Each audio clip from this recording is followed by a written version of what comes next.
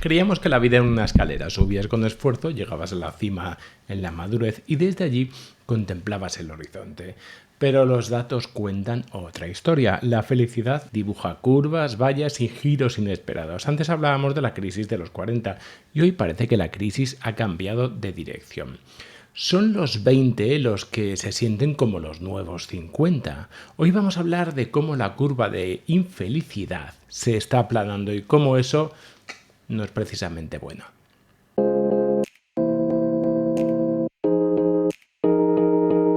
La crisis de los 30 aparece cuando necesitas consolidar tu situación en el mundo. La de los 40 se da cuando te preguntas si la vida es eso que habías estado esperando. Y la de los 50 sucede cuando te das cuenta de que efectivamente nada era como te esperabas.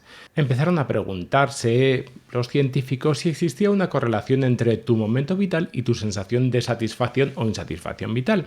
Hasta entonces la idea dominante era siempre la felicidad se mantenía estable o incluso mejoraba con los años, pero Andrew Oswald y Andrew Clark, al estudiar grandes encuestas en países como los Estados Unidos y el Reino Unido, encontraron otra silueta de los datos. Lo que emergía no era una línea recta, sino una curva en forma de U.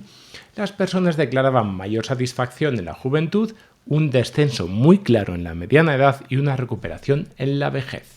Para comprobarlo recurrieron a bases masivas como la General Social Surveys o la Eurobarometer, con cientos de miles de respuestas acumuladas.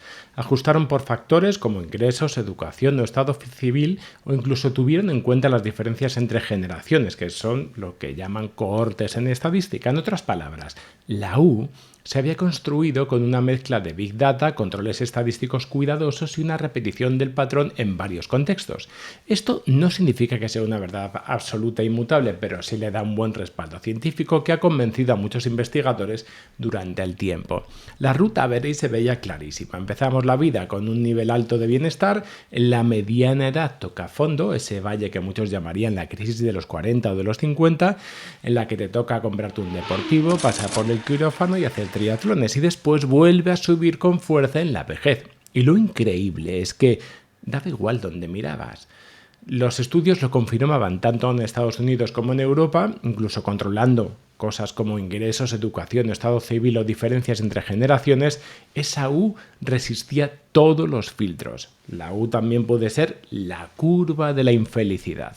¿Y cuáles son las razones de esta curva clásica? Pues como siempre hay 1000 explicaciones de fondo y ninguna llega a concluir nada, pero si queréis un resumen de lo que dicen todas ellas es el siguiente.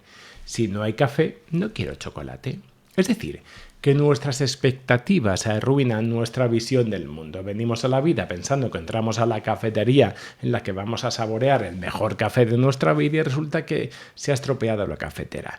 Que eso que nos contaban que iba a ser la vida ya no está disponible y nos dicen que tienen té o chocolate, pero nosotros habíamos venido aquí a tomar café, no esos sucedáneos. Así que esa mezcla de decepción, enfado y desesperanza se ciñe como una bandada de buitres y resulta que Tinder o Bumble pasan de las promesas a transformarse en el Chernobyl del amor y tus hijos han empezado a tener opiniones propias. Escuchan a Bad Bunny, que es un tipo al que no entiendes. Y hace un tiempo que se han ido los niños con los que jugábamos en el parque y no hay café. Si la cosa sale bien, entonces aceptas que no es el chocolate el que estaba malo, es que tú solamente esperabas esa mentira del café y que si la vida te decepciona, a la vida pues le da igual, porque la vida no seguía tus expectativas, no iba de lo que tú creías que era, no iba de ti, nada de esto va sobre ti, solamente formas parte de ello. Entonces dejas de esperar a que pase otra cosa y te centras en lo que está pasando y así es como se supone que la curva de la infelicidad va disminuyendo. Pues bien, nuevos estudios nos indican que en 2025 la curva se está aplanando y eso no parece tener muy buena pinta.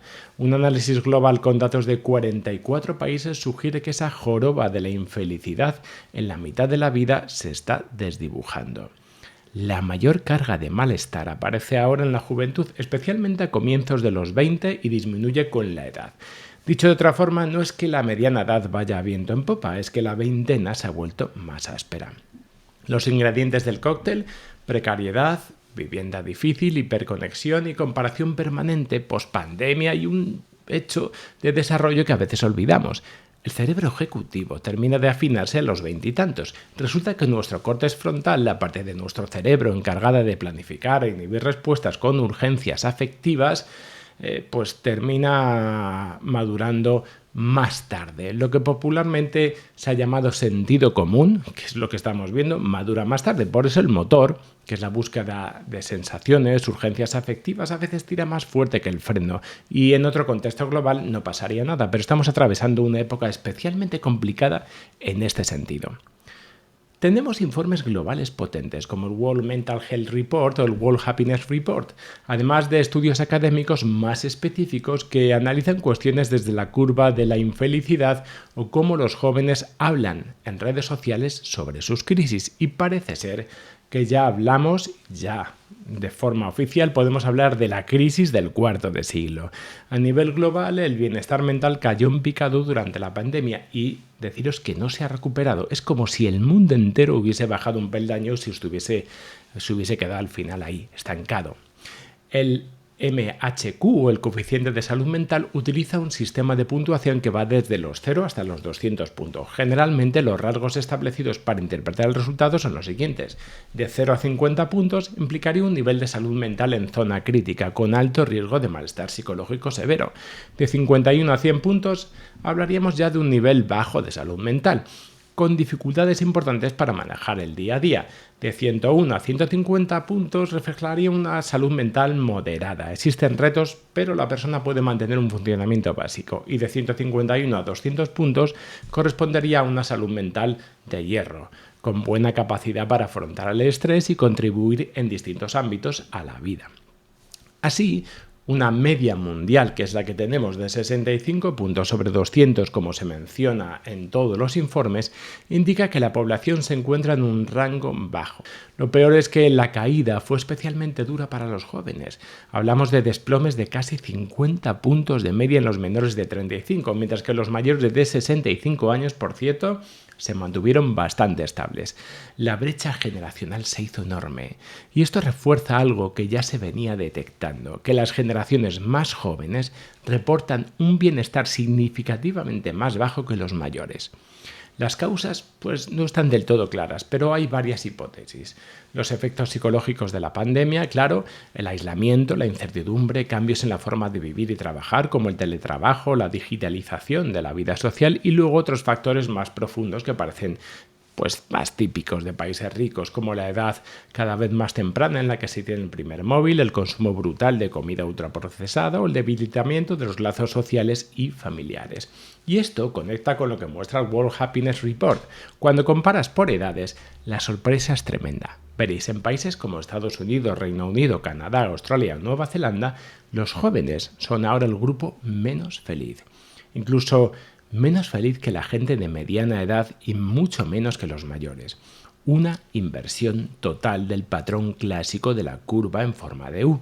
Los abuelos ahora son más felices que los nietos.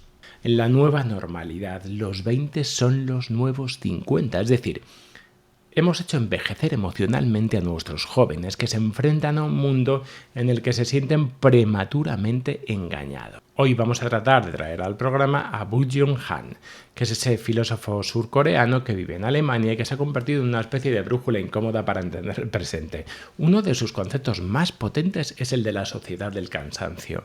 Dice Han que ya no vivimos bajo el látigo de la prohibición ni de la disciplina férrea. Ya no hay una sociedad llena de normas y coercitiva, por lo menos en cuanto a la sociedad occidental se refiere, sino todo está en realidad escondido bajo algo mucho más sutil, la obligación constante de poder hacerlo todo. Ya no es un no puedes, sino un debes poder. Y ahí aparece la figura de que uno termina siendo empresario de sí mismo. Alguien que parece libre pero que se explota voluntariamente persiguiendo la optimización y el éxito.